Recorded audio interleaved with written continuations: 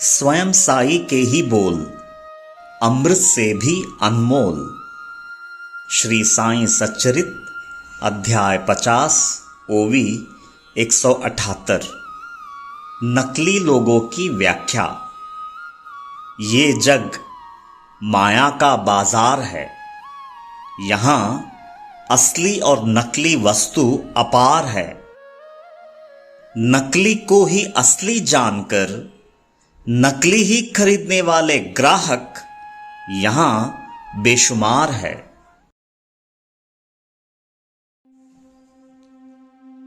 जो नकली लोग हैं वो हमसे जुड़ेंगे नहीं, और जो असली लोग हैं वो हमें छोड़ेंगे नहीं। कि आज के बाद मेरी मर्जी नहीं चलेगी बाबा, आपकी मर्जी चलेगी। पहले मैं हर कोशिश करूंगा कि आपकी मर्जी क्या है। हर एक अध्याय में आप मुझे वो लीला के माध्यम से क्या समझाना चाहते हैं। मैं पहले तो सबसे पहले आपकी मर्जी को जानने के लिए आज के बाद मैं साईं सच्चरित पढ़ूंगा। एक दिन भी मैं साईं सच्चरित्र के बगैर मेरा नहीं बीतेगा। मैं उस पर श्रवण करूंगा, मनन करूंगा, निधिध्यासन करूंगा। और हर लीला की गहराई, आप जैसा वो लीला की गहराई मुझे बताना चाहते हैं, पहले तो मैं वो समझ के लूंगा।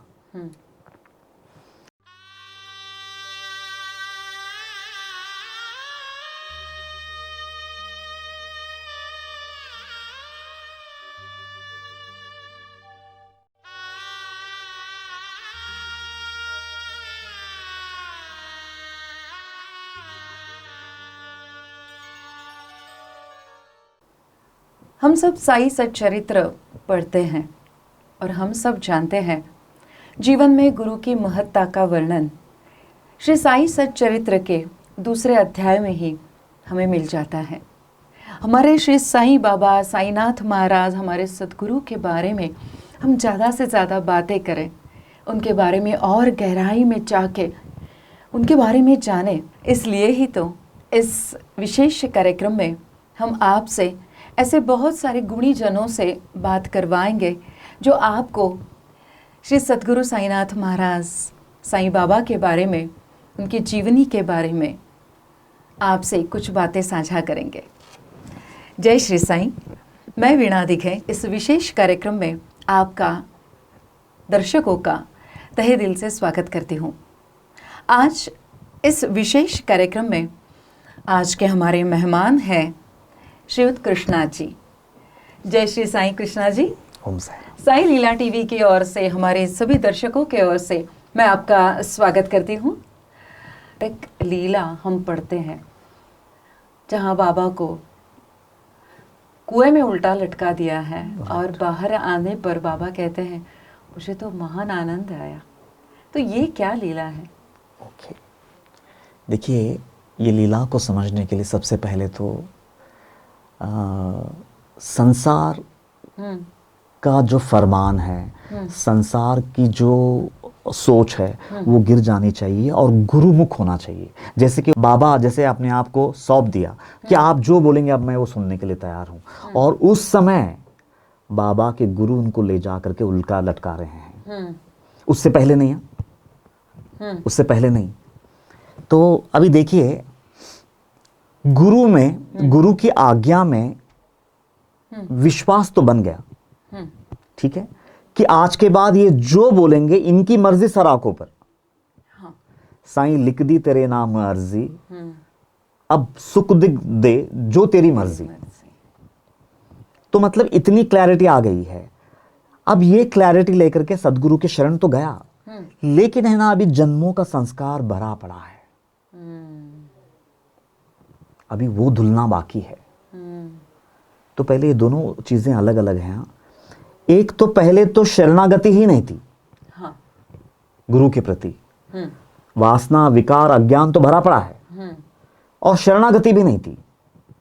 तो यहां पे अभी ये सेकंड स्टेज पे पहुंचने के बाद गुरु के प्रति मेरी शरणागति तो पुख्ता हो गई है अभी, कि आज के बाद मेरी मर्जी नहीं चलेगी बाबा, आपकी मर्जी चलेगी। पहले मैं हर कोशिश करूंगा कि आपकी मर्जी क्या है। हर एक अध्याय में आप मुझे वो लीला के माध्यम से क्या समझाना चाहते हैं। मैं पहले तो सबसे पहले आपकी मर्जी को जानने के लिए आज के बाद मैं साईं सच्चरित पढ़ूंगा। एक दिन भी मैं साईं सच्चरित्र के बगैर मेरा नहीं बीतेगा। मैं उस पे श्रवण करूंगा, मनन करूंगा, निधिध्यासन करूंगा, और हर लीला की गहराई, आप जैसा वो लीला की गहराई मुझे बताना चाहते हैं, पहले तो मैं वो समझ के लूंगा और उसके मुताबिक चलने का भरसक प्रयास करूंगा। ये हो गई गुरु शरणागति जो बाबा ने दे दी। हालांकि देखो, ना उनको गुरु की जरूरत है, ना ये लीला रचने की जरूरत है, वो तो ब्रह्मांड के नायक हैं। लेकिन फिर भी वो इतने नीचे लेवल पे उतर के ये लीला दिखा रहे हैं। क्यों दिखा रहे हैं? ताकि हमको समझ में आए कि उसकी गहराई क्या है। तो बाबा को ये बोलना था कि एक एस्पेक्ट तो मैंने पूरा कर लिया, गुरु की शरणागति होनी चाहिए।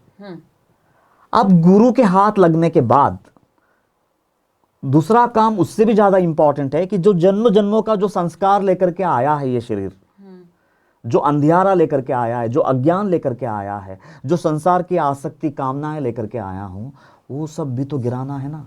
अच्छा, अभी तो खाली ऑपरेशन थिएटर पे अभी लिया है डॉक्टर ने मुझे, अभी ऑपरेशन बाकी है। हाँ। मुझे रोग का भी पता चला है कि मुझ में ये लाइलाज बीमारी है, और बेहतरीन से बेहतरीन डॉक्टर भी हाथ लगाए, यहां तक हो गई। अभी प्रोसेस है, अभी ऑपरेशन थिएटर पे काम है। हाँ। अभी वो ऑपरेशन थिएटर में ऑपरेशन करना बाकी है। अच्छा। तो वो ऑपरेशन है ये पैर उल्टा करके लटकाना। अच्छा, तो वो क्रिया है। वो क्रिया है वो। तो पूरा उल्टा पुल्टा कर देते हैं कि संसार की जितनी भी आसक्तियां हैं, हमारी जितनी भी कामनाएं हैं, उस सर नीचे और पैर ऊपर करने के माध्यम से उल्टा लटकाने का मतलब ये है कि अंदर जितना भी है वो पूरा बाहर निकले, वमन कर दे।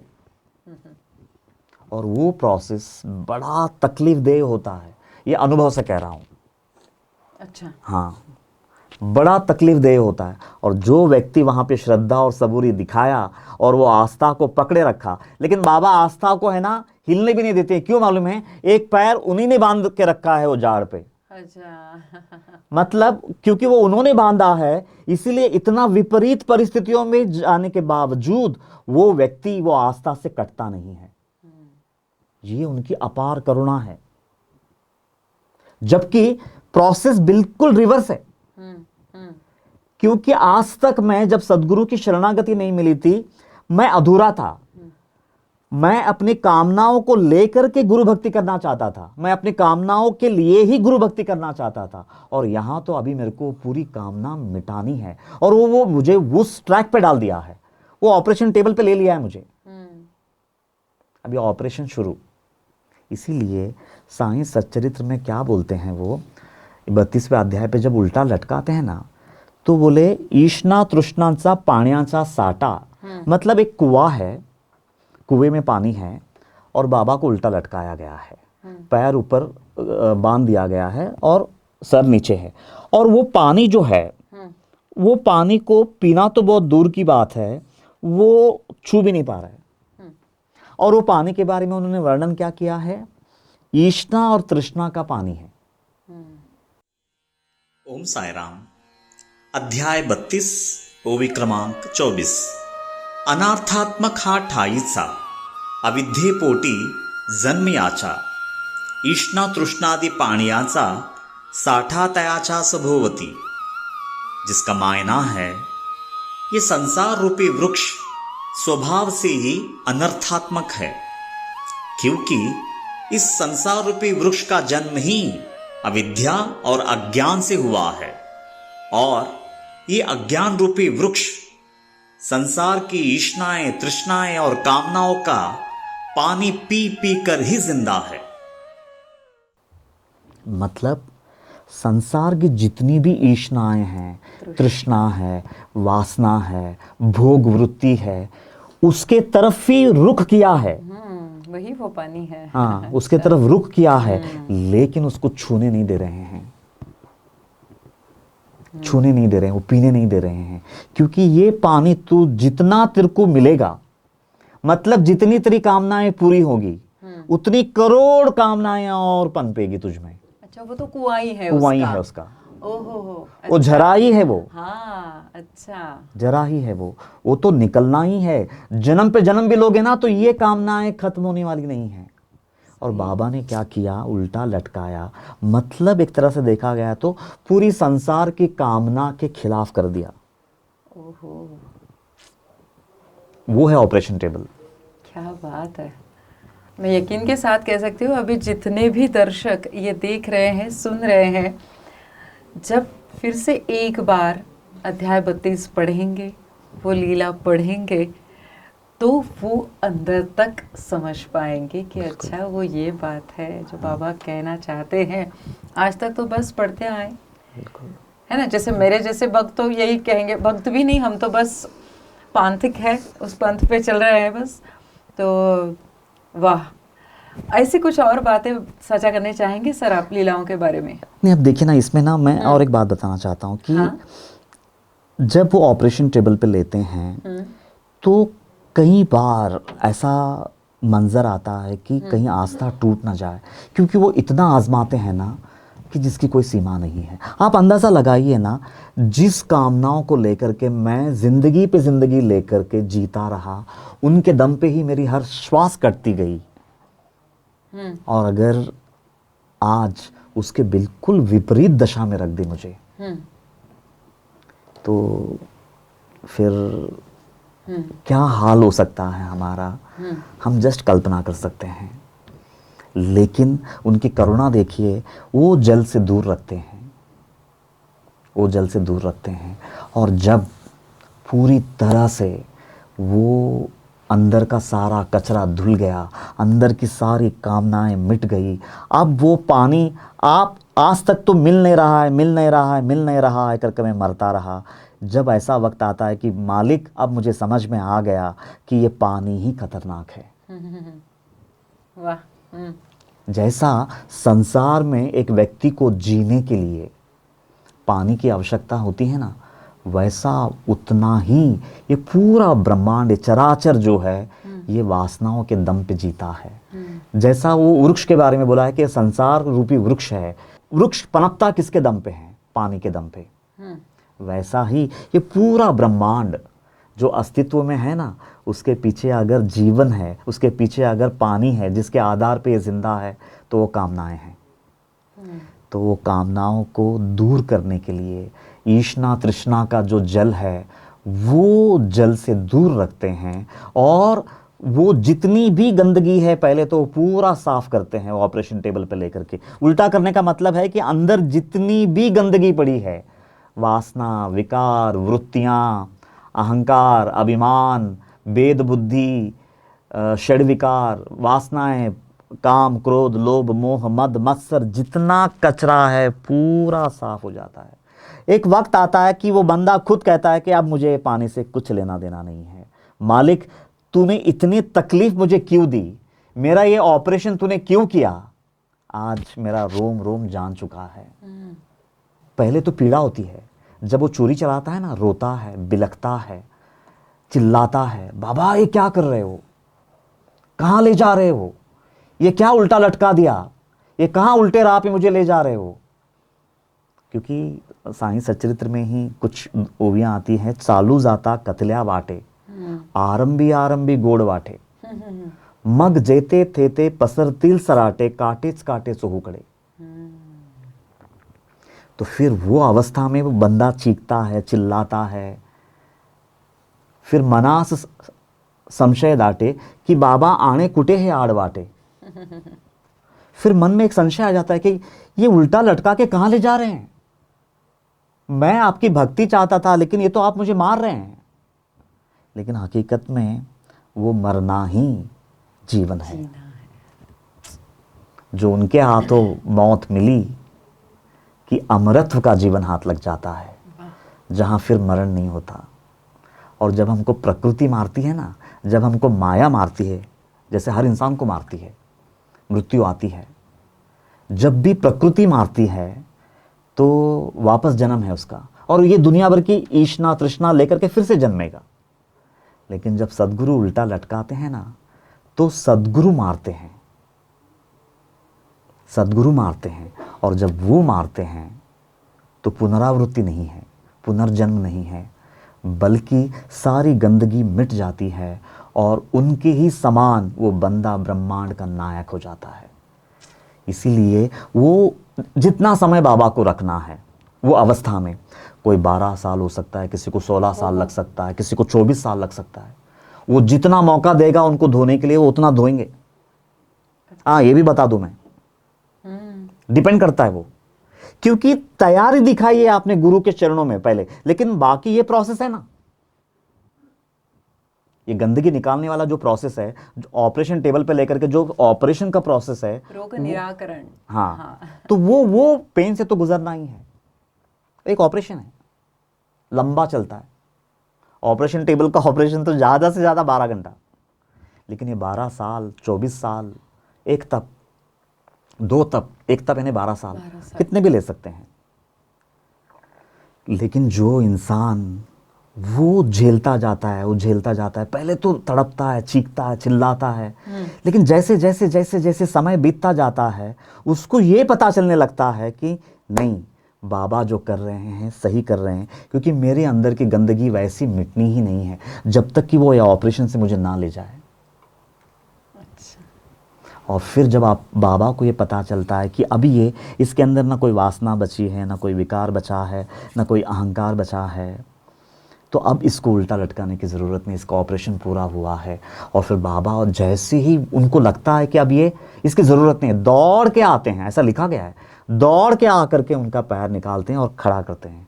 और फिर वो शिष्य से पूछते हैं, बता ये प्रोसेस, जो जिस प्रोसेस से मैं तुझे ले गया, कैसा लगा? अब एक सच्चा भक्त क्या आंसर देगा? वो क्या बोलते हैं कि बाबा, जो आनंद की अनुभूति मैंने वो प्रोसेस के दौरान किया है ना, मैं उसको शब्दों में बयान नहीं कर सकता, वो वर्णनातीत है। स्वाभाविक है ना, उतना गंदगी हटने के बाद, रोशनी पाने के बाद एक बंदा क्या बोलेगा कि मेरे जैसा मूर्ख वो अनुभूति का वर्णन नहीं कर सकता, और आप कितने बड़े समर्थ हैं, और आपने वो ऑपरेशन करके आपने मुझ पर कैसा उपकार किया है, मेरे पास शब्द नहीं है वो बताने के लिए। मैं ऐसा मानता हूं कि इससे बढ़कर लीला नहीं हो सकती है, इससे बढ़कर गहराई नहीं हो सकती है। तो इसलिए एक गुरु अपने शिष्य के लिए कितना तड़पता है, कितना रात और दिन उसके पीछे पड़ता है, उनकी प्यास कितनी सच्ची होती है। और क्या प्यास है बताइए ना आप मुझे। मैं जिस अवस्था पे पहुंचा हूं, जैसे मैं ब्रह्मांड का नायक हूं, मेरा ये शिष्य भी ब्रह्मांड का नायक बनना चाहिए। सद्गुरु सद्गुरु ही बनाते हैं, सिर्फ शिष्य नहीं बनाते हैं, जिसे बाबा ने किया है सद्गुरु उपासनी महाराज। तो इतनी लंबी प्रोसेस है, इसीलिए इसके ऊपर कबीर जी का एक दोहा है, हाँ?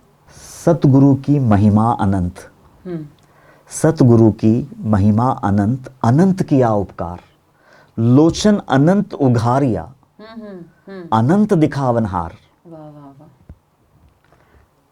तो कहते हैं इतना लंबा प्रोसेस से ले जाने के बाद उन्होंने क्या दिया मुझे? तो कबीर जी बता रहे हैं, सद्गुरु की महिमा अनंत, उनकी जो महिमा है वो अनंत है। उन्होंने मुझ पे अनंत उपकार किया, जिसका ऋण मैं करोड़ जन्म लेकर के सेवा भी करूं ना, तब भी मैं वो ऋण उतार ना पाऊंगा, असंभव है, वो ऋण बचा ही रहेगा। तो अनंत किया उपकार। और बोलते हैं अनंत लोचन उघारिया, उन्होंने मेरे अंदर में अनंत ज्ञान नेत्र खोल दिए, अनंत ज्ञान नेत्र, एक नहीं, मतलब आप गिन भी ना सको इतने ज्ञान नेत्र को खोल दिया। मेरा रोम रोम ज्ञान नेत्र से भर गया और मैं वो अनंत का दर्शन कर सका, जिसके चलते अनंत नेत्रों से क्या बात है। तो वो अनुभूति लेने के बाद, और वो बंदे को अगर उल्टा लटकाने के बाद बाबा आके फिर सीधा करते हैं और पूछते हैं कि बंदा तुझे कैसा लगा, तो इतना उपकार लेने के बाद, इतनी अनुभूति आने के बाद उसका आंसर क्या होगा? वो यही बोलेगा कि मेरा जो मैंने अनुभव किया, जो ज्ञान, जो रोशनी मैंने देखा ये प्रोसेस से गुजरने के बाद, बाबा मेरे पास शब्द नहीं है उसको वर्णन करने का, क्योंकि मेरे जैसा मूर्ख उसका वर्णन कर ही नहीं कर सकता। ही नहीं सकता। तो ये बोल करके वो लीला वहाँ पे खत्म हो जाती है। वाह वाह, धन्यवाद सर, आप आए। और जय श्री साईं। ओम साई राम, जय साई राम। इसके साथ हम अपने दर्शकों से भी विदा लेना चाहते हैं। किसी अन्य कार्यक्रम से फिर आपसे मुलाकात करेंगे। जय श्री साईं।